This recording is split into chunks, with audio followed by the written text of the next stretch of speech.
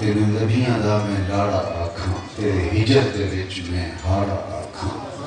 حضرت شیخ مہدی الفاسی مطالع المسرات شرح دلائل خیرات میں لکھتے ہیں، حضور کا ذکر سن کر جس شخص کے کلیجے میں ٹھنڈ نہیں بڑھتی، اس کے سینے میں دھڑکنے والا دل کسی مومن کا دل ہی نہیں۔ یہ ہو نہیں سکتا کہ حضور کا ذکر ہو اور تسلیم قلب نصیب۔ اہل ایمان ان کے تذکروں سے اپنے لیے راحت کا سامان اور کرائے جہاں پاتے ہیں۔ سو آج میں اور آپ اسی تذکروں کے نواز کرنے جمع ہوئے۔ ساتھیوں نے جس محبت سے، جس معرفتی سے، جس شوق سے آج کے اس اجتماع کا انعقاد کیا، اور آپ لوگ جس محبت سے تشریف لائے، میری بارگاہ عزتی میں دعا ہے کہ اللہ آپ کو اٹھنے سے پہلے اس اجتماع کی برکت نصیب فرمائے۔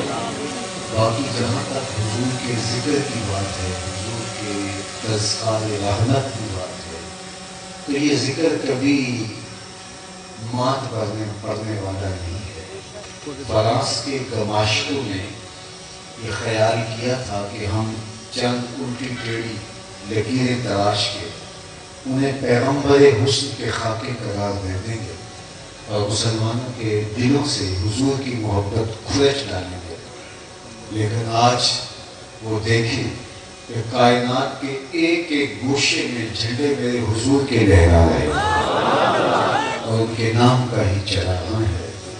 چاند کی طرف منہ کر کے تھوکنے سے اس کی نوری کرنوں کو میلا نہیں کیا جا سکتا۔ تھوکنے والے کے منہ پر اس کا اپنا تھوکا آ گرے گا اور اس کا اپنا منہ ہی گندا ہوگا۔ چاند کی روشنی کو، اس کی لطافتوں کو کوئی فرق نہیں پڑتا۔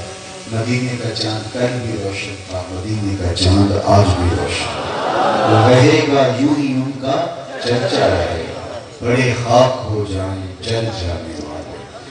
حضور صدیاں قبل اس دنیا پہ جلوہ کر ہوئے تھے، لیکن ماحول کی شگفتگیاں بتاتی ہیں جیسے کوئی کل ہی گزر کے گیا۔ زمین سے آسمان تک، آسمان سے لامکان تک ہے، کہاں کھولے تھے گیسو یار میں، خوشبو کہاں تک ہے۔ اتنا تذکرہ، اتنا ذکر رحمت اور حضور کے نام سے محبتوں کے امٹتے ہوئے طوفان ہیں سینوں کے اندر۔ ایک جان کیا لاکھوں جانے بھی ہوں، ان کے قدموں پہ نچھاور ہوں، پھر بھی حق ادا نہ ہو۔ ہمارے ماں باپ، ہماری نسلیں، ہماری اولادیں، ہمارے مال و متا، سب کچھ حضور کے نام پہ قربان اور پھر بھی حق ادا نہیں ہوتا۔ اللہ نے اپنے محبوب علیہ السلام کو جن شانوں سے، جن عظمتوں سے نوازا ہے، یہ اپنے مذہب سے واجبی سا تعلق رکھتے ہیں، لیکن اگر انہوں نے حضرت عیسیٰ کی تعلیمات کو اٹھا لیا ہوتا تو یہ جسارت نہیں ہوتا۔ حضرت عیسیٰ علیہ السلام نے میرے اور آپ کے آقا و مولا کے آنے کی بشارت دی۔ ویسے تو ہر نبی حضور کے قصیدے پڑھتا رہا، کوئی جھولی پھیلا کے ہاتھ اٹھا کے بولتا ہے ربنا وابعث فیہم رسولا، مالک آنکھیں بوڑھی ہو گئی، اب بھیج بھی دے اسے۔ کسی نے کہا اسمہ ہوا المتوکل، اس کا نام متوکل ہوگا۔ کسی نے کہا لیسا بفظ ولا بغلظ، وہ دشمن نہیں ہوگا، وہ سخت مزاج نہیں ہوگا، اس کے ماتھے پہ شکنے نہیں آیا کریں، جب بولے گا تو نور نکلے گا ان سے۔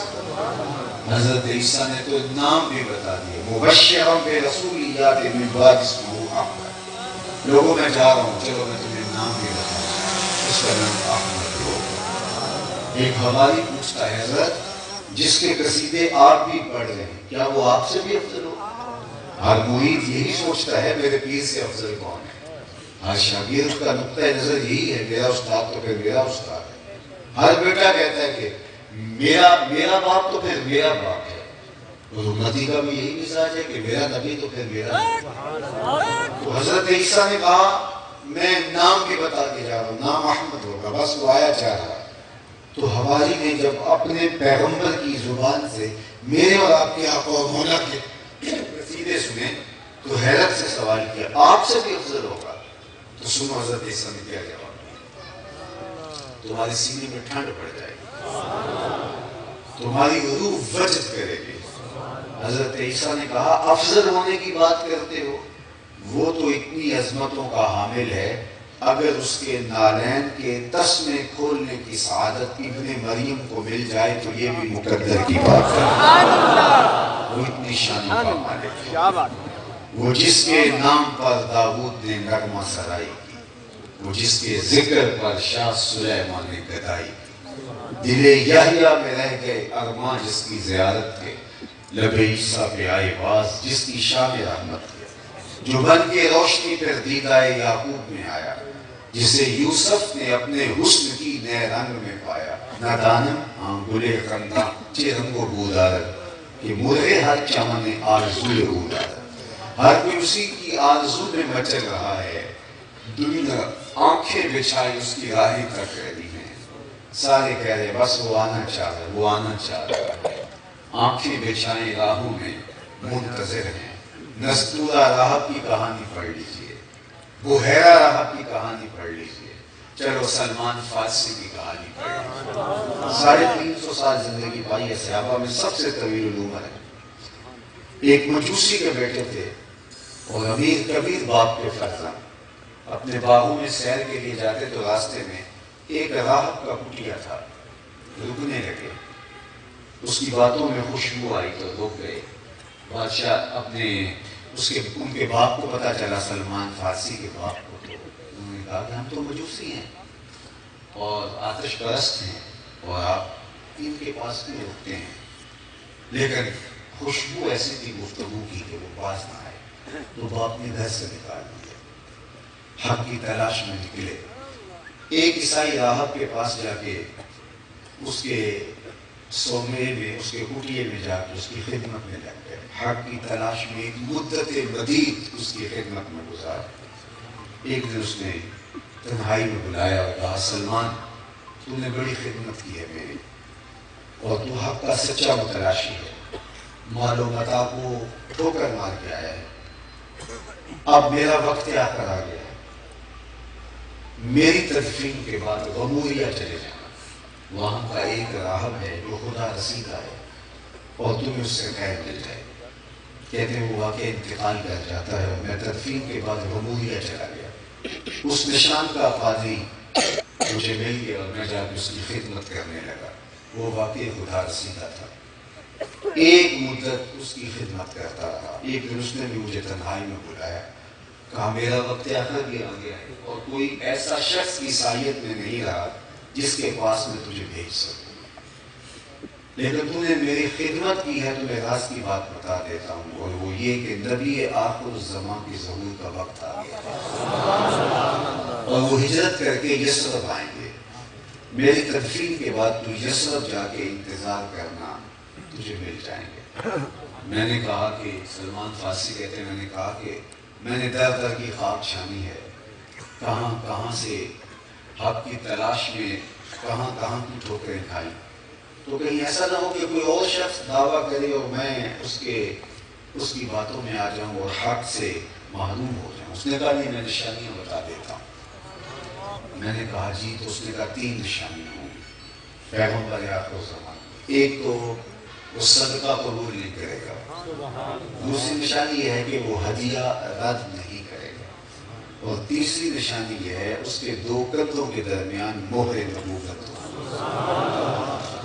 کہا میں اس کی تدفین کے بعد یثرب جانے والے قافلوں کی تلاش میں نکلا تو خیر ایک قافلہ مجھے مل گیا، میں ان کے ساتھ ہو گیا، انہوں نے مجھے تنہا سمجھ کر گرفتار کر لیا، اپنا غلام بنا لیا، لیکن مہربانی کی کہ بیچا جا کے مدینے میں۔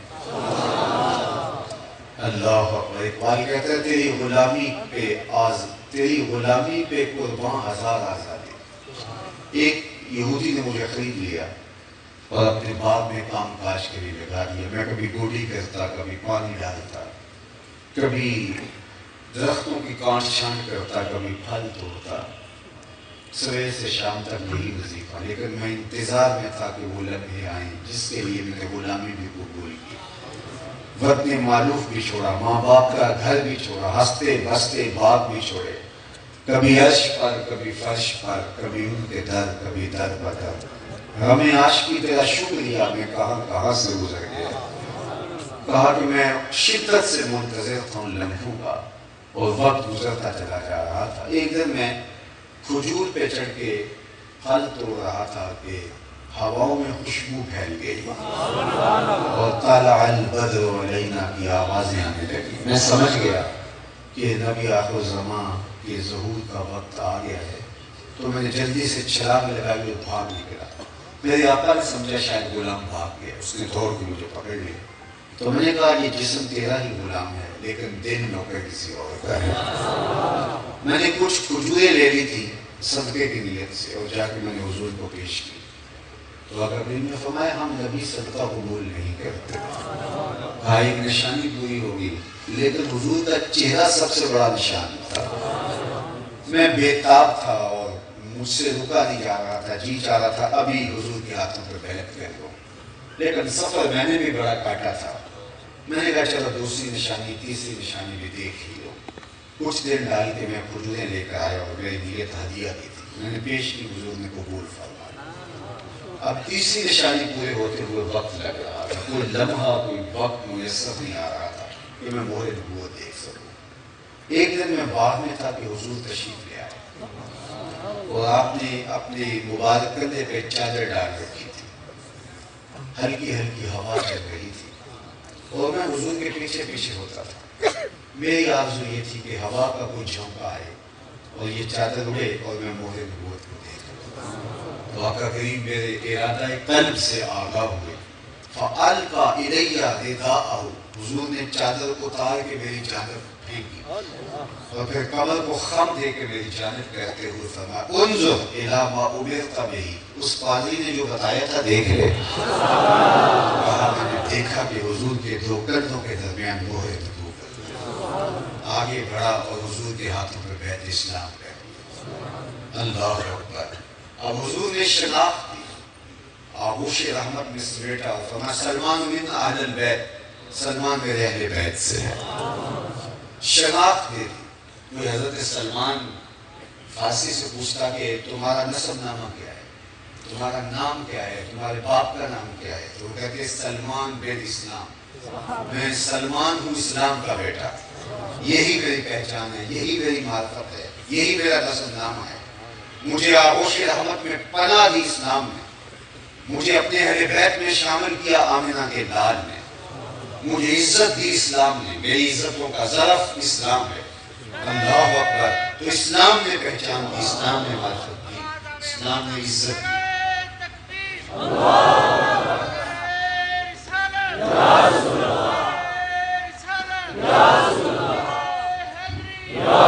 لوگوں نے کہاں کہاں کے سفر کاٹے، مصیبتیں کاٹی، مشقتیں جھیلی، اذیتوں سے گزرے اور پھر ان قدموں تک پہنچے۔ ہم نے تو کوئی مشقت نہیں کاٹی، ہم نے تو کوئی رت جگہ نہیں کاٹا، ہم نے تو کوئی انتظار کی سولی پہ لٹک کے نہیں دیکھا، ہم سوئے تھے مقدر جاگ اٹھا۔ آغوش مادر میں آئے ہمارے والد صاحب، مسجد سے مولانا کو بلا لائے، انہوں نے آ کے کان میں اذان بھی دی اور مبارک بھی دی، مبارک ہو تو حضور کا غلام بن کے آیا۔ شاموں سے ملا ہے نہ تونگر سے ملا ہے، اللہ کا عرفان اسی گھر سے ملا ہے، اوروں کو ملا ہے تو مقدر سے ملا ہے، مجھ کو تو مقدر بھی تیرے در سے ملا ہے۔ یہ میرے بخت کہ میں حضور کا غلام ہوں، یہ آپ کے مقدر کہ آپ حضور کے غلام ہیں۔ میری خوش قسمتی میں تیرا امت، ایک دن کی محفل میلاد کیا، ساری زندگی بھی حضور کے نام پہ لگا دیں، حق کی شکر پھر بھی ادا۔ ہماری شناخت حضور کے نام سے، ہماری عزتیں حضور کے نام سے۔ کیا انسان دنیا کی منڈی میں مویشیوں کی طرح فروخت نہیں ہوتا تھا؟ کیا ذلت، کیا رسوائی تھی انسانیت کی۔ منڈیوں میں بکتے تھے، کبھی آپ منڈی مویشیوں میں جانور خریدنے جاتے ہیں تو اس کا منہ کھول کے دانت دیکھے جاتے ہیں عمر کا اندازہ کرنے کے لیے، اس کی کمر پٹول کے دیکھی جاتی ہے۔ انسانوں کی کمر پہ بوجھ لاد کر کے چلا کے دیکھا جاتا تھا کتنا وزن اٹھا سکتا ہے تاکہ اس کی گولی دی جا سکے۔ منڈیوں میں انسان بکتے تھے، میں زنزیبار میں اس جگہ کو دیکھنے گیا جہاں پورے افریقہ سے غلام اکٹھے کر کے جمع کیے جاتے تھے. وہ چھوٹا سا جزیرہ ہے اور پھر وہاں سے پوری دنیا میں سپلائی کیے جاتے ہیں. آج وہاں غلام تو نہیں ہے لیکن اس تصور سے آج بھی وہاں جا کے رونگٹے کھڑے ہو جاتے ہیں. انسانیت کی تصویر ہوتی تھی. انسان دنیا کی منڈیوں میں بکتے تھے. قابل خرید و فروخت مال تھا انسان. مرد بھی بکتے تھے, عورتیں بھی بکتی تھیں. ہاتھوں میں زنجیریں اور پاؤں میں بیڑیاں. یہ انسانیت کی ذلت تھی. اور آپ نے سنا ہوگا وہاں سے کہ جب سلیبہ نے جا کے ابو لہب سے کہا کہ تیرے مرحوم بھائی کے گھر بیٹا ہوا ہے, تو اس نے کہا جا تو آزاد. تو اس بات کا اعلان ہے کہ حضور نے ابھی سہنے ہستی میں قدم ہی رکھے ہیں, غلامی کی زنجیریں ٹوٹنے لگی. پھر اتنے طریقے لیے غلام کو آزاد کرنے کے. قسم توڑ بیٹھو, غلام آزاد کرو. روزہ توڑ بیٹھو, غلام آزاد کرو. کفارہ زہار میں غلام آزاد کرو. کفارہ قتل میں غلام آزاد کرو. ویسے غلام آزاد کرنے کی ترغیب دی. حضرت سیدنا صدیق اکبر نے کتنے غلام آزاد کیے. حضرت عثمان غنی ساری زندگی ہر جمعے کو غلام آزاد کرتے تھے. حضرت عبد الرحمن بن عوف رضی اللہ تعالیٰ عنہ نے اپنی زندگی میں 30,000 غلام آزاد کیے. لوگوں کو ترغیب ہوئی غلاموں کو آزاد کرنے کی. آج دنیا کے اوپر اس طرح کی غلامی آپ کو نہیں ملے گی. آج کوئی منڈی نہیں ملے گی جہاں انسان بکتے ہیں, جہاں دو شیزائیں بکتی ہوں, جہاں بیٹیاں فروخت ہوتی ہیں. یہ فیض کس کا ہے؟ جواب آئے گا میلاد والے رسول کا. یتیم کو دھکے دیے جاتے تھے. قرآن نے بتایا فذلک الذی یدعو الیتیم. یہ وہ بد نصیب شخص ہے جو یتیم کو دھکے دیتا ہے. قرآن نے بتایا وہ عملاً دھکے دیا کرتے تھے. لیکن میرے حضور نے کیا کہا؟ انا وکافل الیتیم کہاتین یوم القیامہ. میں اور یتیم کی کفالت کرنے والا قیامت کے دن اس طرح نیڑے ہوں گے جس طرح یہ 2 انگلیاں قریب. میں آپ سے پوچھتا ہوں اس کائنات میں سب سے اچھا اور بہتر گھر کون سا ہے؟ کوئی کہے گا جناب جو شہر کے وسط میں ہے وہ گھر بہت اچھا ہے. کسی نے کہا نہیں جناب جو ساحل سمندر پر ہے وہ گھر اچھا ہے. تا حد نظر پھیلے ہوئے نظارے آنکھوں کو تسکین دیتے ہیں. کسی نے کہا جو پہاڑ کے دامن میں ہے. کسی نے کہا جو عالی نسب سوسائٹی میں واقع ہے وہ گھر اچھا ہے. کسی نے کہا جناب ہم تو دیہاتی لوگ ہیں, کھیتوں کے بیچوں بیچ گھر جو ہے جو اطراف میں پھیلے ہوئے سبزے اور کھیتوں کھلیانوں میں مہکتی ہوئی خوشبوئیں, تو وہ گھر اچھا ہے. کسی نے کچھ کہا, کسی نے کچھ کہا. کسی نے کہا جو بہت کشادہ ہو, جس نے کہا جس کے لان بڑے بڑے ہوں. لیکن میرے حضور نے فرمایا اس کائنات میں سب سے اچھا گھر وہ ہے جس میں یتیم رہتا ہو, اس کی عزت بھی ہوتی ہو. وہ 2 بغلے کا جھونپڑا ہی کیوں, وہ شاہی محل سے زیادہ بہتر اور خوبصورت اور افضل و اعلیٰ ہے. فرشتے بھی جھک جھک کے اس گھر کی زیارت کو آتے ہیں. تو یتیم کو عزت دے دی گئی. جس یتیم کو دھکے دیے جاتے تھے. مجلس رسول لگی تھی, ہجوم عاشقاں تھا. ایک شخص نے کہا حضور میرے لیے دعا کیجیے, میرا بچہ کئی دنوں سے گم ہے, مل نہیں رہا. قبر حصے کے دعا کے لیے ہاتھ اٹھتے. مجلس میں موجود ایک شخص نے کہا جناب میں اس کے بچے کو جانتا بھی ہوں, پہچانتا بھی ہوں. ابھی فلاں باغ کے قریب سے گزر کے آیا ہوں, وہاں بچوں کے ساتھ میں نے اس کے بیٹے کو کھیلتا ہوا دیکھا ہے. آپ نے سنا کہ میرا بیٹا فلاں باغ میں ہے, تو وہ دوڑ پڑا. حضور نے فرمایا سے بلایا گیا. بہت جلدی ہے. جی حضور آپ جانتے ہیں کئی دنوں سے بچڑا ہوں. ممتا کی ماری ماں الگ پریشان ہے, کئی دنوں سے نہ اس نے کچھ کھایا نہ پیا. میں چاہتا ہوں اپنی آنکھیں ٹھنڈی کرو اور ماں کی گود میں جا کر بچے کو ڈالیں. حضور جاؤ, میں روکتا بھی نہیں, روکنے کے لیے بلایا بھی نہیں. لیکن میری ایک نصیحت ہے, بھولنا نہیں. جی حضور ارشاد فرمائیے جب باغ کنارے جاؤ بچوں کے ساتھ اپنے بیٹے کو کھیلتا ہوا دیکھ لو تو بے تابی سے اسے بیٹا بیٹا کہہ کے پکارنے نہ لگ جانا, بلکہ اس کا جو نام رکھا ہے اس نام سے پکارنا. عرض کی حضور میرا بیٹا ہے, اگر بیٹا کہہ کے پکاروں تو حرج بھی کیا ہے؟ فرمایا تم کئی دنوں سے بچھڑے ہو, تمہارے لہجے میں بلا کا رس ہوگا اور تم نہیں جانتے, ہو سکتا ہے کھیلنے والوں میں کوئی یتیم بھی کھیل رہا. اور جب تم اپنے بیٹے کو بیٹا کہہ کے پکارو گے تو اس کا دل پسیج جائے گا، آج میرا باپ ہوتا تو مجھے بھی یوں شفقت سے بیٹا کہہ کے پکارا، تو کہا یہ شوق گھر جا کے پورا کر۔ یہ میرے حضور کا دیا ہوا دین ہے۔ بیوہ کے سامنے اپنی بیوی سے ملاطفت نہ کرنا، دھوکہ گیا۔ غریب کے سامنے اپنی دولت کی نمائش نہ کرنا، بلکہ فرمایا اپنے گوشت کی خوشبو سے غریب ہمسائے کو تکلیف نہ دینا، یا تو تھوڑا سا پانی زیادہ ڈال لو اور شوربے کی ایک پیالی ہمسایوں کے گھر بھی بھیج دو۔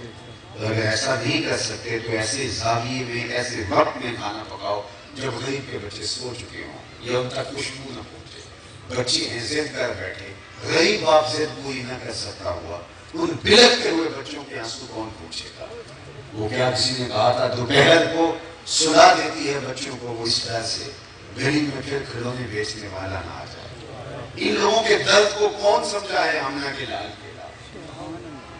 یتیم کی نزاکت تلبیہ کا کسی نے اتنا لحاظ کیا ہے جتنا آمنہ کے لال نے کیا؟ کسی نے اس کی رقاقت تلبیہ کا یوں لحاظ کیا ہے جتنا میلاد والے رسول نے کیا ہے؟ تو کیا ظالم و محبوب کا حق یہ تھا کہ خاکے تراشے جائیں؟ جس نے شفقتیں بانٹی، انسانیت کو، انسانیت کا درس دیا، غلامی کی زنجیریں توڑ دی، بستیوں سے انسانوں کو اٹھا کے اور جس دریا بلندیوں تک پہنچایا، وہ غلام جو آقا کا جوتا دھوپ سے اٹھا کے چھاؤں میں رکھے، آقا اس پہ بھی کوڑے مارے، میرے حضور معراج سے واپس پلٹے اور کہیں بلال تو کون سا نیک عمل کرتا ہے، میں نے جنت میں تیرے قدموں کی آہٹ سنی۔ کیا خیال ہے ایک جملے میں دور غلامی کی ساری تھکن اتارنے کی ہوگی؟ یہ میرے حضور ہیں، یہ رحمت للعالمین ہیں، یہ میلاد والے نبی ہیں۔ حضور پر ہماری جانیں قربان، ہمارے ماں باپ قربان، ہماری نسلیں فدا ان کے نام پر، ہم ساری زندگی بھی ان کے نام کی پکار کرتے رہی، حق پھر بھی ادا نہ ہو۔ ہمارے بدن پہ اتنے بال نہیں ہیں جتنے رسول اللہ کے احسانات ہیں، ہمارا بال بال قرض رسالت میں جکڑا ہوا ہے۔ تو کیا اس رسول کا یہ حق تھا کہ چوراہوں کے اندر الٹی ٹیڑھی لکیریں تراش کر کے خاکے بنا کر کے لٹکا دیے جائیں؟ تم تو جانے قربان کر دو پھر بھی حق ادا نہ ہو۔ لیکن یہ امتحان اس امت کا ہے۔ دیکھو حضور کے خاکے تو ہو نہیں سکتے، خاکے تو خاکیوں کے ہوتے ہیں، جو پیکرے نور اس کے خاکے کون تراشے؟ اس محبوب کا تو سایہ بھی نہیں تھا، خاکے کہاں سے؟ ہمارا غصہ یہ ہے کہ تم کسی اور کے خاکے تراش کر کے منسوب کیوں کر رہے ہو؟ باقی رہی بات حضور کی تو ممکن ہی نہیں، رخ مصطفیٰ ہے وہ آئینہ، اب اس کا دوسرا آئینہ نہ کسی کی بزم خیال میں، نہ دکان آئینہ ساز میں۔ سوچا ہی نہیں جا سکتا تو تراشا کیسے جا سکتا ہے؟ تصور بھی نہیں ہو سکتا۔ جنہوں نے دیکھا ہے وہ بھی کہتے ہیں ہمارے پاس کا لوگ نہیں۔ حضرت عمر بن عاص رضی اللہ تعالیٰ عنہ کو لوگ ملنے گئے تو وہ چارپائی میں لیٹے تھے، ان کے آخری لمحے تھے زندگی کے، تو وہ دیوار کی طرف منہ کر کے رونے لگے اور پھر آنے والوں کی طرف رخ کیا تو کہا کہ اگر تم مجھ سے یہ پوچھنے آئے کہ حضور کیسے تھے، لو سئلت ان اصفہ ما اطعت، اگر یہ پوچھنا چاہتے ہو کہ ہمیں حضور کے بارے بتاؤ حضور کیسے تھے، تو اللہ کی قسم میرے میں ہمت ہی نہیں کہ بیان کر سکتا۔ یہ وہ کہہ رہے ہیں جنہوں نے شام سویرے دیکھا، وہ کہتے ہیں ہمارے اندر ہمت ہی نہیں ہے کہ ان کا حلیہ بیان کر سکے، ان کا جمال بیان کر سکے، ہمارے اندر طاقت نہیں۔ تو خاکے ان کے کیسے تراشے جا سکتے؟ یہ کسی اور کی تصویریں تراش رہے ہیں، لیکن ہمارا غصہ کہ ہمارے آقا سے منسوب کیوں کر رہے ہو؟ آقا دین اسلام کی خدمت میں صحابی آئے تو انہوں نے کہا کہ جناب یہ مذمم کہہ کے گالیاں دے رہے ہیں۔ صحیح بخاری اٹھائیے، حضرت ابو ہریرہ سے مروی ہے۔ قریش آپس میں بیٹھے ہوئے نے یار عجیب کہانی ہے، تم محمد بھی کہتے ہو عیب بھی لگاتے ہو، ایک بات کرو نا، تم تو اہل زبان ہو، تمہیں تو پتا ہے کہ محمد کا معنی کیا ہوتا ہے؟ صلی اللہ علیہ، محمد کا معنی الذی یحمد حمدا بعد حمد، مرتن بعد مرتن، کرتن بعد کرتن۔ محمد وہ ہوتا ہے جس کی بار بار تعریف کی جائے، قلم ٹوٹ جائے تعریف ختم نہ ہو، روشنائیاں سوکھ جائے تعریف ختم نہ ہو، کاغذ ختم ہو جائیں، تعریف ختم نہ ہو، تعریف کی اپنی تعریف ختم ہو جائے، محمد وہ ہوتا ہے جس کی تعریف ختم نہ ہو، بار بار تعریف کی جائے، بار بار تعریف کی جائے، تعریف ختم نہ ہو۔ تو کہا الذی یحمد حمدا بعد حمد، عجیب لوگو تم یا محمد بھی کہتے ہو ہے بھی لگا۔ ایک بات کرو نا، کوئی کہے کہ گلاب خوبصورت نہیں ہوتے تو عجیب بات ہے، کوئی کہے شہد میٹھا نہیں ہوتا تو عجیب بات ہے، کوئی کہے چاند روشن نہیں ہوتا تو عجیب بات ہے۔ کہا یا محمد کہنا چھوڑ دو یا عیب لگانا چھوڑ دو۔ کہا ٹھیک ہے آج کے بعد محمد نہیں کہیں گے، چونکہ ہم اہل زبان ہیں، ہم جانتے ہیں محمد کا معنی کیا ہے۔ آج کے بعد انہوں نے کہا کہ ہم مزمم کہیں گے، استغفر اللہ نام لو۔ مزمم کا معنی بار بار مذمت کیا گیا، تو وہ مزمم کہہ کے گالیاں دیتے، تان و تشنیع کے تیر برساتے، عیب لگاتے۔ تو کسی نے سنا تو حضور کے پاس آیا اور بڑا دکھی تھا، حضور کو مزمم کہہ کے گالیاں دے رہے۔ تو آقا کریم نے فرمایا تم نے دیکھا نہیں اللہ نے قریش کے منہ کو کیسے پھیر دیا، یشتمون مزمما ویلعنون مزمما وانا محمد۔ وہ فرمایا کسی مزمم کو گالیاں دے رہے، میرے رب نے مجھے محمد بنایا۔ یہ پتہ نہیں کس کے خاکے تراش رہے، میرے محبوب کا تو سایہ بھی نہیں، اور جس کا سایہ بھی نہ ہو اس کا ثانی کہاں سے ڈھونڈے گا، اس کا ثانی کہاں سے ڈھونڈے گا۔ کوئی مثل نہیں ڈھولن دی، کوئی مثل نہیں ڈھولن دی، چپ کر میرے علی احتجاجی بولن۔ وہ جمال دیا، ابو ہریرہ بولے کل قمر لیلۃ البدر لم ارى قبلہ ولا بعدہ مثلہ۔ کیا پوچھتے ہو 14ویں رات کا چمکتا ہوا چاند تھے میرے حضور۔ پھر کہا نہیں حضور جیسا نہ پہلے دیکھا نہ بعد میں دیکھا۔ حسان بن ثابت رضی اللہ تعالیٰ کو پاس بیٹھے تھے، کہا دیکھتے کیسے کسی ماں نے جنم دیا ہوتا، حسینہ جمیلہ نہ منہ موڑ دیتا، محمد بنا کے قلم توڑ دیتا۔ مثل او در عالم امکان متصور نیز، حضور کی مثل بزم عالم میں ممکن ہی نہیں ہے۔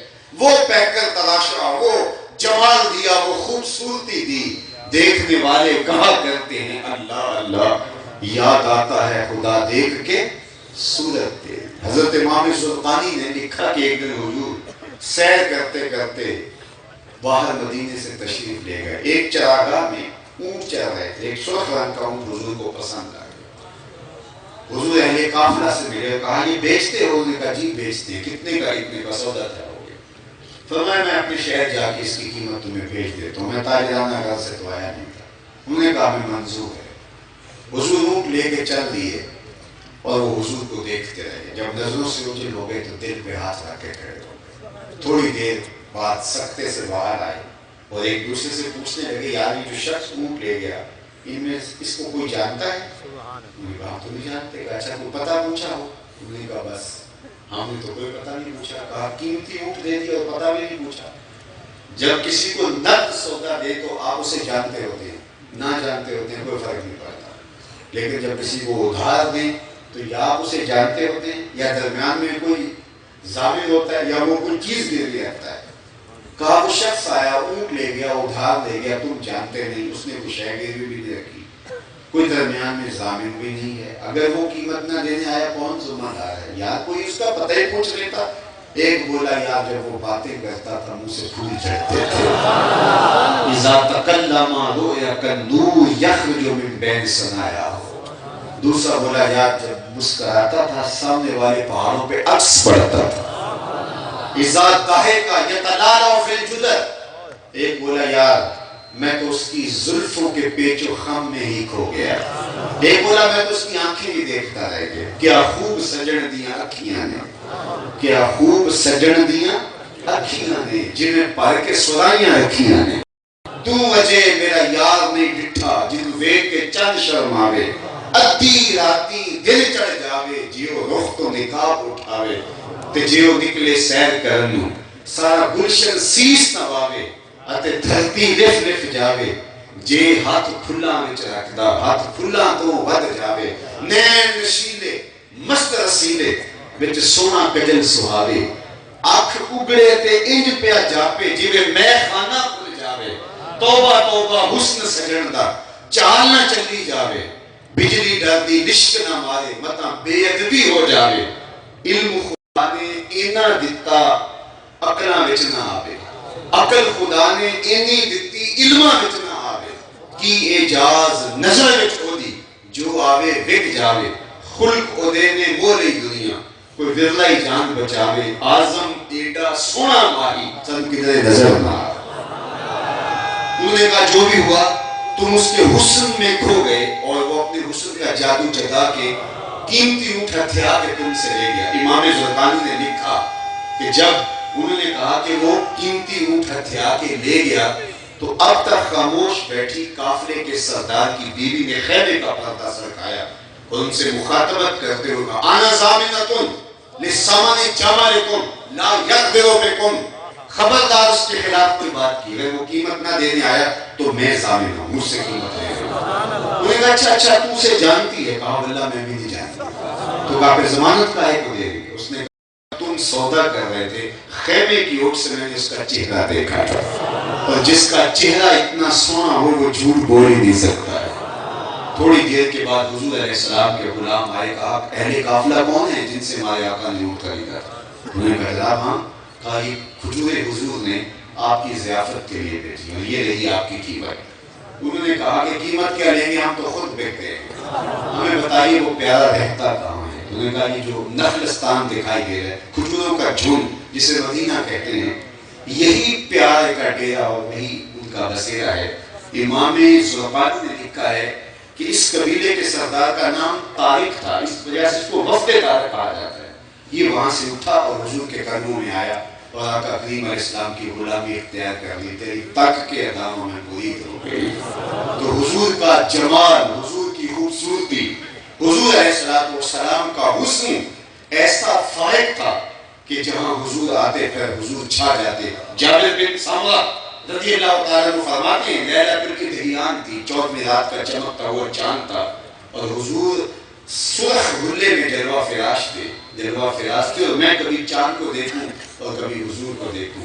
فائزہ ہوا احسن عندی من القمر. تو میں نے فیصلہ کیا چاند نے میرے حضور ہی سونے ہیں.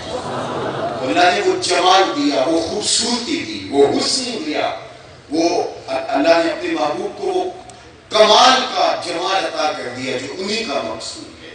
اس لیے اس جمال اور خوبصورتی کے مرقع و منبع محبوب کی عظمتوں کو کون گہرا سکتا ہے.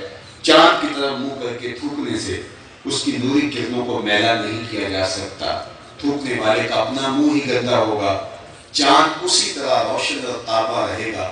یہ فارس کے گماشتوں نے جو حرکت کی ہے یہ ان کا تھوکا ہوا ان کے اپنے منہ پہ آ گرے گا. مدینے چاند کل بھی روشن تھا ہرا کا چاند آج بھی روشن ہے اور رہے گا یوں ہی ان کا چرچا رہے گا. بڑے خاک ہو جائیں جل جانے والے. لیکن میں آپ سے یہ بھی کہوں گا اس طرح کے ہونے والے واقعات کیا امت کو کھڑا کر دینے کے لیے کافی نہیں ہے؟ امت کو صحیح معنوں میں امت بنا دینے کے لیے کافی نہیں ہے. تشدد افتراق فرقہ بندی گروہ بندی کے بت پاش کر کے ہم حضور کی امت بن کے کھڑے ہونے کی ضمانت اس سے حاصل نہیں کر سکتے ہیں.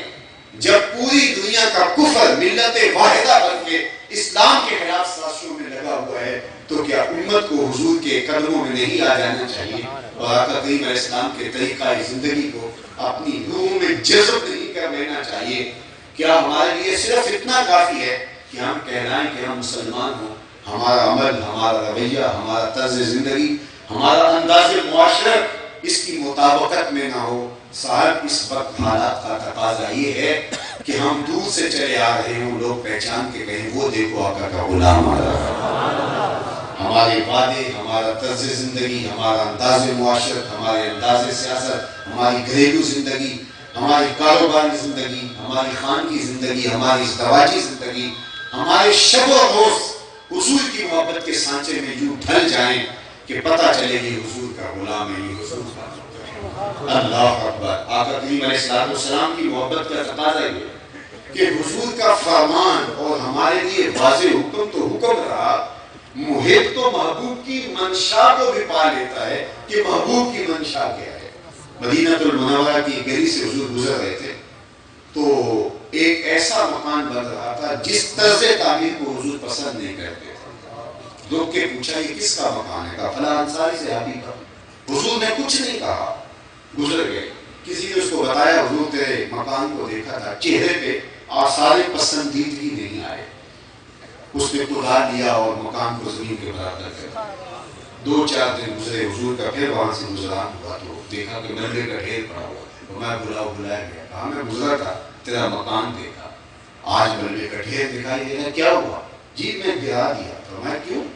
عرض کی سنا تھا آپ کو پسند نہیں۔ میں اور آپ دیکھیں ہمارا کیا کیا حضور کو پسند ہے، سر سے لے کر پاؤں تک کیا کیا حضور کو پسند ہے۔ ایک بحرین سے صحابی آئے اور حضور کو آپ نے سلام کیا، حضور نے رخ پھیر دیا، سمجھے شاید اتفاق ہوا تو جدھر رخ کیا ادھر سے جا کے سلام کیا، حضور نے پھر رخ پھیر دیا، سمجھ گئے ناراضگی، لیکن یہ سمجھ نہیں پایا کہ ناراضگی کا سبب کیا ہے۔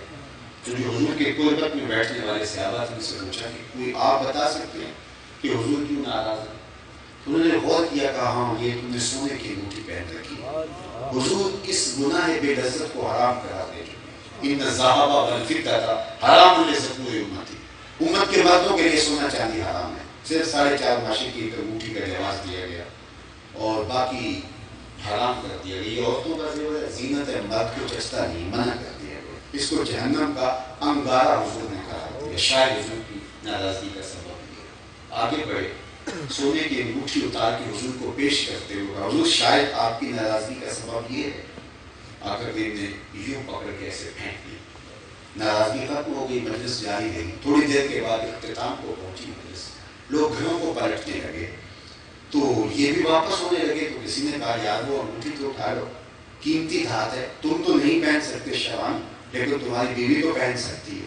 تو صحابی نے کہہ دیا اس آئینے میں اور آپ اپنے آپ کو دیکھیں، ہم کام کریں، تو کہا یہ اٹھا لیجیے، آپ کی بیوی تو پہن سکتی ہے۔ تو صحابی نے کیا کہا واللہ لا آخذہ وقد طرحہ رسول اللہ صلی اللہ علیہ وسلم، اللہ کی قسم میں اس انگوٹھی کو کبھی نہیں اٹھاؤں گا جس کو میرے حضور نے پھینک دیا۔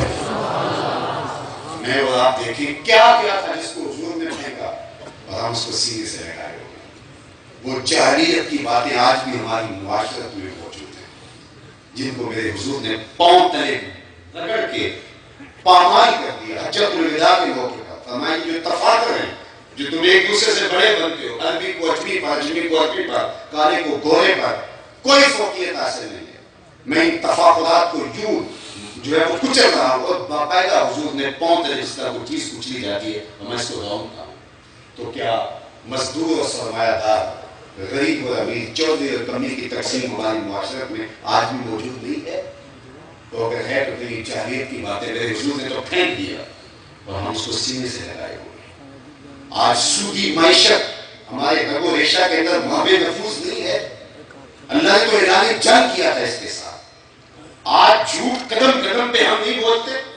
حضور سے پوچھا گیا مومن بزدل ہو سکتا ہے، فرمایا بہادر ہوتا ہے، لیکن ہو سکتا ہے کبھی اس سے بزدلی بھی ہو جائے۔ پھر پوچھا کہ مومن کیا جو ہے وہ بخیل ہو سکتا ہے؟ نہ، کہا نہیں سخی ہوتا ہے، لیکن ہو سکتا ہے کبھی اس سے بخل بھی ہو جائے، تقاضا رائے بشریت۔ تیسرا سوال حضور سے کیا مومن جھوٹا ہو سکتا ہے؟ آقا کریم میں جھوٹا نہیں ہو سکتا، یہ طے شدہ بات ہے، مومن ہو جھوٹا ہو یہ نہیں ہو سکتا۔ ہم تو وہاں بھی جھوٹ بول دیتے ہیں، یہاں ضرورت بھی نہیں ہے، اور ضرورت بھی ہو تو جھوٹ بولنے کی ہمیں اجازت نہیں ہے، سوائے 3 مقامات پر، صلح کروانے کے موقع پر جہاں جان کا خدشہ ہو، یا تولیہ کے طور پہ آپ بولیں، یا آپ کے کسی عضو کے کٹنے کا خطرہ ہو تو اس وقت حالت اقرار کے اندر آپ بول سکیں، اس کے علاوہ تو اجازت ہی نہیں۔ اور ہماری زندگی جھوٹ سے عبارت ہے، اور آج کہتے ہیں ہماری زندگیاں برکت سے خالی ہیں، برکت آئے گی کہاں سے؟ صحیح حدیث میں آتا ہے جب کوئی شخص جھوٹ بولتا ہے اس کے منہ سے بدبو نکلتی ہے، انسان کو نہیں سوچ سکتے، رحمت کے فرشتے سے میلوں دور ہٹ جاتے ہیں۔ رحمت کے فرشتے تو ہمارے اطراف میں ہیں ہی نہیں، ہم نے تو اپنے اطراف میں گندگی اور غلاظتیں پھیلا رکھی ہیں۔ تو حضور سے محبت کا تقاضا یہ ہے کہ حضور کے نظام کو اپنی روح میں جذب کر لو۔ میرے استاد فرمایا کرتے تھے، پھر وہ جملہ بولتا ہوں کہ یہ نہ ہو کہ لوگ تمہیں پوچھیں تم کون ہوتے ہو، تم بتاؤ کیا مسلمان ہوتے ہیں۔ فرمایا کرتے تھے صاحب نہ کسی کو پوچھنے کی نوبت آئے نہ تمہیں بتانے کی ضرورت، تمہاری وضاحت، تمہارا طرز زندگی، تمہارا انداز معاشرت، تمہارا کاروبار، تمہارے وعدے اس انداز سے ہو، تم دور سے آ رہے ہو، لوگ کہیں وہ دیکھو حضور کا غلام آ رہا ہے، نور آنکھوں میں تو چہروں پہ اجالے ہوں گے، مصطفیٰ والوں کے انداز نرالے، دنیا میں بھی ان کے دم سے مقدر چمکا، محشر میں بھی ان کی رحمت کے حوالے ہوں گے۔ یہ میرے رب کا ہے، تم میرے رسول کے ہو کے دیکھو زمانہ تمہارے قدموں کے۔ اقبال کے سارے کلام کا دست چھوڑے تو خلاصہ یہ نکلتا ہے کہ محمد سے وفا تو نے تو ہم تیرے، یہ جہاں چیز ہے کیا لوح و قلم کے، پھر قلم بھی تیرے ہاتھ میں دے دیں گے، تختی بھی تیرے ہاتھ میں دے دیں گے، جو لکھنا ہوا خود ہی لکھ لینا، تیری تقدیر کے فیصلے کہیں اور نہیں ہوں گے، خدا بندے سے خود پوچھے گا بتا تیری رضا کیا، لیکن شرط یہ ہے کہ وفا کا رشتہ حضور کے ساتھ مستحکم ہو۔ اللہ آپ کو سلامت رکھے، اپنی امان میں رکھے، اور ہم کو زندگی کی آخری سانس تک حضور کا وفادار رکھے۔ وآخر دعوانا الحمدللہ رب العالمین۔